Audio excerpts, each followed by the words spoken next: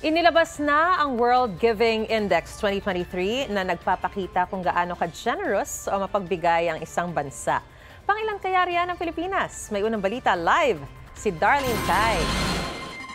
Darlene, kumusta?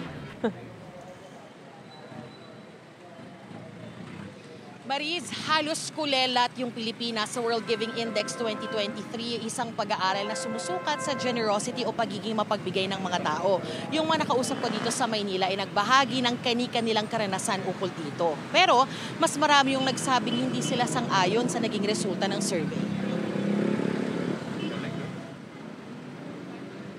Pang-98 ang Pilipinas sa 142 na bansa pagdating sa generosity o pagiging mapagbigay base sa World Giving Index 2023. Yan ang taunang global study na ginagawa ng Charities Aid Foundation, isang charity organization na nakabase sa United Kingdom.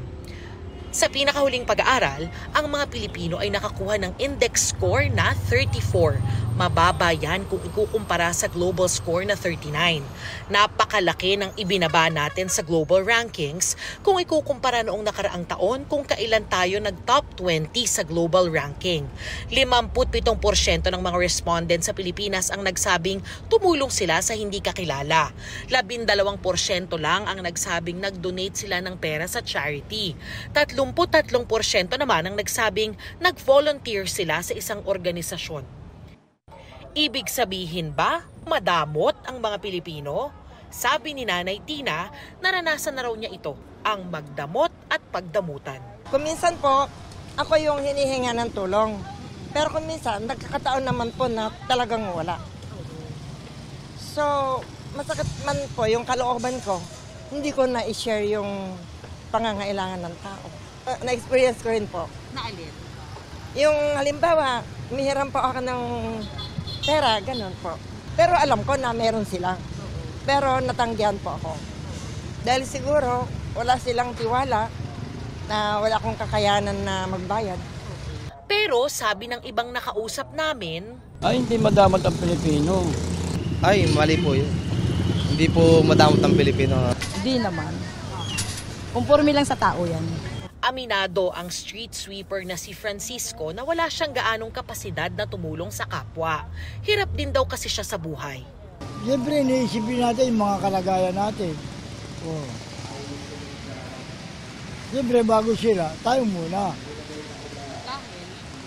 Siyempre, paano naman ang pamilya natin? Kami, naghahanap buhay kami ng iba para kahit paano, may makain ng pamilya namin. Paano nga naman daw magbibigay ng pera sa charity, magvo-volunteer o magbibigay ng libreng serbisyo o tutulong sa di kakilala kung buong araw kang kumakayod. Tapos, kulang pa rin ang kinikita.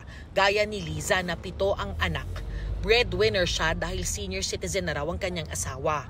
Mahirap po, lalo na po sa katulad namin. Hirap po talaga kami kahit sabihin po natin na iba naglilimos. Hindi pwedeng hindi nyo po sila tanggihan na. Ang 23 taong gulang naman na si Maria Gwen, naniniwalang mapagbigay at matulungin pa rin ang mga Pilipino, lalo na kapag pamilya ang pinag-uusapan. Siguro po kaya lang naman po nagiging madamot yung mga Pilipino kasi may mga sarili rin silang mga priority sa buhay. Pero hindi naman po ako naniniwala kasi kagaya ko po, panganay po ako. Pero tumutulong po ako sa nanay ko kasi single mom po siya.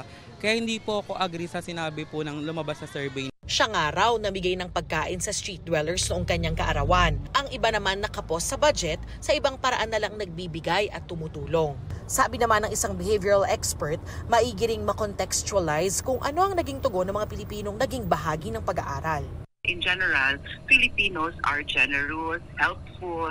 In fact, nakikita ito pag may mga, lalo na pag may mga calamities, pag may halimbawa, bagyo, baha, earthquake, nakikita natin na we move together kaagad as a community. Baka lang na yung ginawa itong survey na to, during a time na talagang alam natin na maraming effects, ang naging effects and impact sa ating economy, sa ating finances, during this time of peri-pandemic. Madami na wala ng trabaho, marami ang nag-downsize na companies.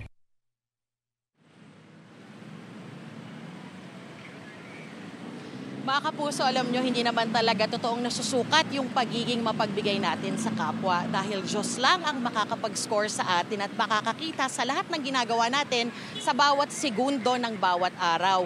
Ano man yung opinion natin dito sa lumabas na pag-aaral, siguro maganda na lang itong gawing inspirasyon at paalala na sa abot ng ating makakaya ay maging mapagbigay tayo at tumulong tayo sa kapwa, lalo ngayong magpapasko. And I thank you. Yan ang unang balita dito sa Maynila. Ako po si Darlene Cay para sa GMA Integrated News.